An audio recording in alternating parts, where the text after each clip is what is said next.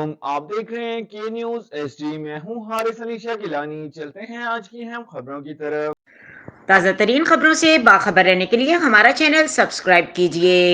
Gujranwala children hospital के सरकारी मुलाजमीन की बरतरफी की शदीद मजम्मत करते हैं। रुक करेंगे गुजरांवाला का, जहां से रिपोर्ट कर रही हैं हमारी नुमाइंदा उस्मा शाहीन।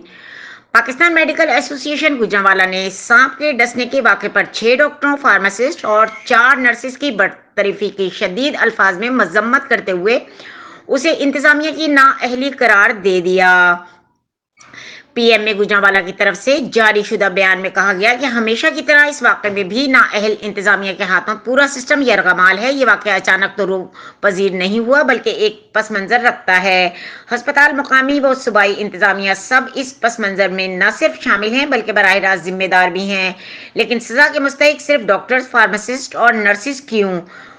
मौतलियात और बरतरफियां इस सारे सिस्टम की नाकामी को छुपाने का एक भोंडा हल है। इंफ्रास्ट्रक्चर जो कि हुकूमती हाथों में होता है, दुरुस्त किए बगैर चंद सरकारी मुलाजमीन की नौकरियों से बर्खास्त करना एक मजाक तो हो सकता है, कोई मुस्तकिल हल नहीं। डॉक्टरों और pharmacist, nurses, allied health professionals और हेल्थ सपोर्ट स्टाफ की दिन रात खिदमत के नतीजे में एक दिन में 5-7 हजार मरीजों का रूबत सेहत होकर घर जाना कोई खबर नहीं।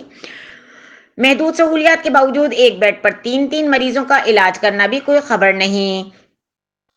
उल्टा हर फॉर्म पर डॉक्टरों, pharmacist, nurses, allied health professionals को जालिम बनाकर पेश किया जाता है। यहाँ ये बात भी काबिल गौर है कि एक अस्पताल डॉक्टर और मुआवन अमला किस तरह दो अस्पताल पर ड्यूटी दे रहा है।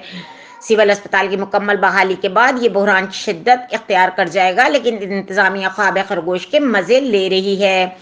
हुकूमत का तर्ज अमल हमेशा सियासी चालबाजियों के जरिए मुतासिरीन को मुतमईन करने पर मबनी रहा, जिसका निशाना सरकारी मुलाजमीन बनाए जाते हैं ताकि वक्ती गर्द बैठ जाए और मामला फाइलों में दब कर रह जाए। इस सारे अमले में कुर्बानी का बकरा सरकारी मुलाजमीन को ही बनाया क्यों जाता है, जो कि काबिल मजम्मत है।